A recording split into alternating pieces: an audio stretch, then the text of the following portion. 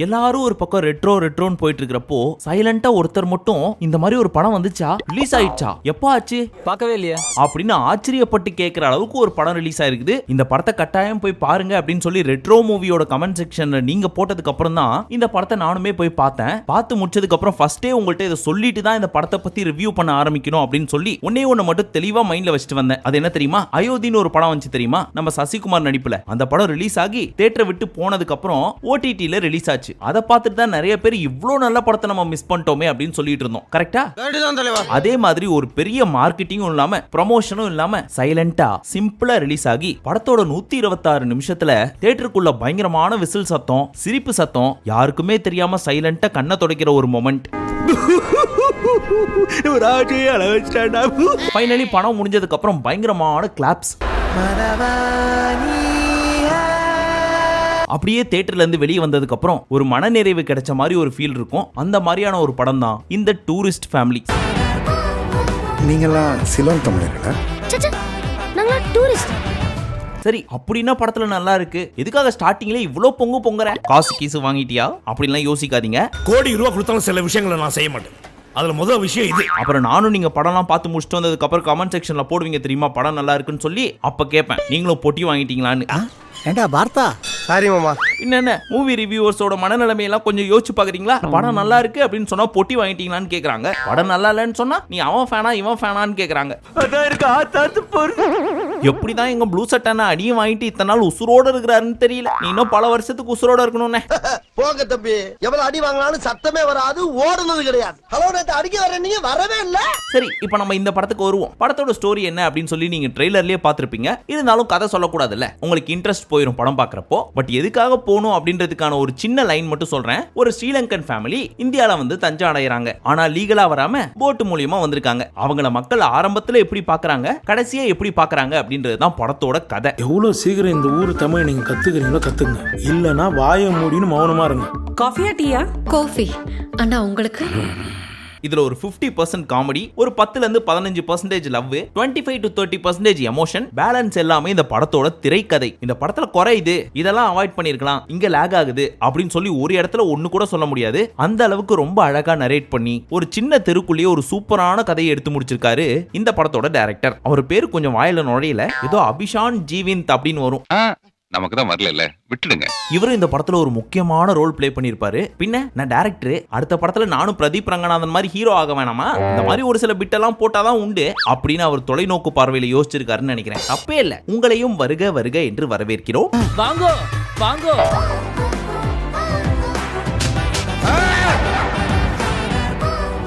இந்த படத்தோட காமெடியன் யாரு தெரியுமா? உண்மையாவே யோகி பாபு அப்படின்னு நான் சொல்லுவேன் நீங்க நினைப்பீங்க. ஆனா யோகி பாபுவே அசந்து பாக்குற அளவுக்கு ஒரு பையன் இருப்பான். வாயா அந்த பையனுக்கு. படம் ஃபுல்லா அவ்வளோ எக்ஸ்பீரியன்ஸ்ட் ஆக்டர் மாதிரி நடிச்சிருப்பான். கொஞ்சம் கூட பிசிறு தட்டாத அந்த dialogue delivery, Sri Lankan Tamil, modulation, dance, பா யார் தம்பி நீ, இந்த பையனுக்குள்ளே என்னவோ இருந்திருக்கு பாரு அப்படின்னு ஆச்சரியப்படுற அளவுக்கு நடிச்சிருப்பான். பேர் என்னப்பா? ஐயோ சரி, என் பேரு ஜோசப் குருவில்லா. பேக்ரவுண்ட் சூப்பரா பேசுறான்டா இவன். அண்ட் யோகி பாபுவோட காமெடியும் பயங்கரமா ஒர்க் அவுட் ஆயிருக்கு. இவங்க 2 பேர் மட்டும் கிடையாது. இந்த படத்துல நடிச்ச MS பாஸ்கர், சசிகுமார், சிம்ரன், ரமேஷ் திலக், நம்ம பக்ஸ், இப்படின்னு இந்த படத்துல நடிச்ச ஏகப்பட்ட பேர் அவங்களுக்கு கொடுக்கப்பட்ட கதாபாத்திரத்தை மட்டும் பிளே பண்ணாம அப்படியே ஆப்டா செட் ஆயிருக்காங்க. அண்ட் நம்ம சசிகுமார் அப்பப்பதான் படம் நடிக்கிறாரு, ஆனா தரமான படம்லாம் கொடுத்துட்டு போயிடுறாரு. கடைசியா அவர் நடிச்ச 4 படத்தையும் பாருங்களேன். அயோத்தி ஹிட், கருடன் ஹிட், நந்தனும் ஓரளவுக்கு நல்ல படம், ஃபைனலி டூரிஸ்ட் ஃபேமிலி. என்னப்பா எப்படின்னு என்னையா என்ன நடக்குமோ நடக்கட்டும், என் உடம்புல கடைசி மூச்சு இருக்கிற வரைக்கும் நான் உங்களை பார்த்துப்பேன். தலைவரே, தயவு செஞ்சு இந்த மாதிரி செலக்டட் மூவிஸ் மட்டும் பண்ணுங்க. நிறைய படத்தெல்லாம் நாங்க நம்பி காசை போட்டு பாக்கெட்டை காலி பண்ணதுதான் மிச்சம். அப்படி இருக்கிறப்போ அப்பப்போ ஒரு படம் பண்ணாலும் பரவாயில்ல, ஆனா இந்த மாதிரி பெஸ்டா கொடுங்க. இவ்வளவு ரெஸ்பான்ஸ் கொடுக்க மாட்டியா? அண்ட் உங்க ஃப்ரெண்ட்ஸ் எல்லாம் ஒரு சிலர் இருப்பாங்க தெரியுமா, ஆக்டர் டைரக்டர்ஸ்னு, அவங்கள்ட்ட கொஞ்சம் சொல்லி விடுங்க இந்த மாதிரி நல்ல படம்லாம் பண்ணுங்க அப்படின்னு சொல்லி. தயவு செஞ்சு ஆரம்பத்துல இருந்து இந்த படம் நல்லா இருக்குன்னு சொல்லிட்டே இருக்குன்னு சொல்லி ஃபீல் பண்ணாதீங்க. ஏன்னா இந்த படத்தை பார்த்ததுல இருந்து ஒரு மாதிரி குட் வைப், பாசிட்டிவ் வைபோடவே இருக்கு மைண்ட். மண்டையில ஓடிட்டே இருக்கான்.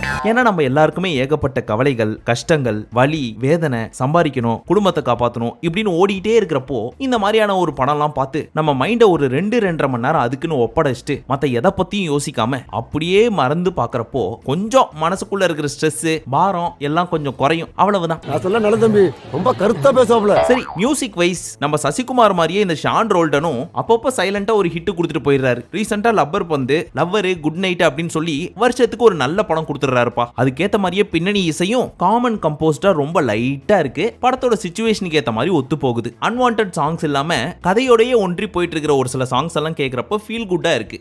இசை எங்க இருந்து வரும் தெரியுமா? என்ன சார் இது கூட தெரியாது? ஹார்மோனிய பொட்டுக்குள்ள இருந்து வருது. என்ன பெரிய குணம், இந்த குணத்தால தான் இன்றைக்கு எல்லாத்தையும் எழுந்து இங்க வந்து நிக்கிறோம்.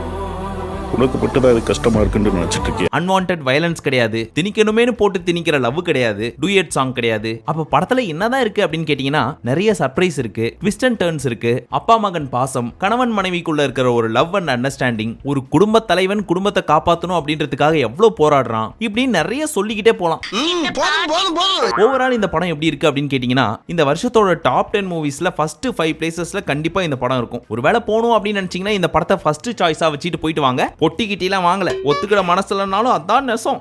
உண்மைதான் நம்புறேன். தெரிஞ்ச புள்ள வாங்க. எப்பா அபிஷான் ஜீவிந்தே எங்கம்மா இருந்த இத்தனை நாளா? அடுத்த தடவை வர்றப்போ இதே மாதிரி இல்ல இதை விட இன்னும் ஜாஸ்தியா பார்த்து பண்ணி விடுமா. அந்த கிளைமேக்ஸ்ல வச்ச பாரு ட்விஸ்ட், கண்ணெல்லாம் கலங்கிடுச்சு. யாருக்குமே தெரியாம என் கண்ணை துடைக்க நாப்பட்ட பாடு இருக்கே, அங்க நிக்கிறமா நீ. நல்லா இருப்படா போடா, உன்னெல்லாம் ஒண்ணும் பண்ண முடியாது. பட் இதெல்லாம் பார்த்துட்டு படம் ஃபுல்லா அழுகாச்சியோ அப்படின்னு தப்பா கிப்பா நினைச்சிட போறீங்க. எமோஷனல் மூமெண்ட்ஸ் எல்லாம் தேவையான அளவுக்கு தான் இருக்கு. அது ஒரு 15-20% தான். பட் அந்த 15-20% இருந்தாலும் ஒரு சில சீன்ஸ் எல்லாம் பார்த்ததுக்கு அப்புறம் பாரமா இருக்கும் தெரியுமா மனசு. அந்த மாதிரி இல்லாம உனக்குள்ளேயே ஒரு நல்லவன் இருக்காண்டா, நீ நல்லவன்டா அப்படின்னு உங்களுக்குள்ளேயே நீங்க பேசிப்பீங்க. அந்த மாதிரி நிறைய எமோஷனல் சீன்ஸ் இந்த படத்துல இருக்கு. இந்த சீன் ரொம்ப டச்சிங்கா இருக்குங்க, திரும்பவும் பார்க்கணும் போல இருக்குங்க. அதே மாதிரி சிரிச்சா போச்சுல வர்ற மாதிரி ரொம்ப கத்தி சிரிச்சிட கூடாது அப்படின்றதுக்காக கண்ட்ரோலா இருந்தா கூட வாய் விட்டு சிரிக்கிற அளவுக்கு பயங்கரமான காமெடி இந்த படத்துல நிறைய இருக்குது. அதுல முக்கியமான பங்கு இந்த சின்ன பையனுக்கு இருக்கு. நீங்க நோட் பண்ணி வச்சுக்கங்க, இந்த பையன் பெரிய ஆளா வருவான் அன்டவுட்டட்லி. வழி மாறி வந்துட்டோம் சார்.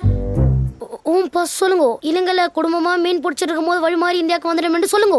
நீ எல்லாம் நல்லா வருவடா, நல்லா வருவ. சரி, இதோட இந்த ரிவ்யூவை முடிச்சுக்கலாம். ஆக்சுவலி இது ரிவ்யூவே கிடையாது, எனக்கு இந்த படம் எவ்வளவு பிடிச்சிருந்துச்சு அப்படின்றத மனசார உங்கள்கிட்ட சொன்ன மொமெண்ட். சோ இந்த படத்தை குழந்தைகளா இருந்தாலும் சரி பெரியவங்களா இருந்தாலும் சரி தாராளமா போய் பார்த்து என்ஜாய் பண்ணிட்டு வரலாம். ஹவுஸ் ஃபுல்லா இருக்கும்போது எனக்கு மட்டும் எப்படியா சீட் கிடைக்கும்? ஃபைனலி இந்த வீடியோ முடிக்க போறதுக்கு முன்னாடி ஒண்ணே ஒன்று உண்மையா சொல்லட்டுமா? மறுபடியும் போயாச்சா? நம்ம ஏகப்பட்ட படம் ரிவ்யூ பண்ணிருப்போம். ஆனா ஒரு சில படத்தெல்லாம் ரிவ்யூ பண்றப்போ ஒரு மனநிறைவு கிடைக்கும். அது ஏன் எதுக்கு அப்படின்லாம் தெரியாது. பட் நல்ல படத்தை நம்ம மக்கள்கிட்ட நம்ம ரெக்கமெண்ட் பண்ணிருக்கோம் அப்படின்ற ஒரு மனநிறைவு.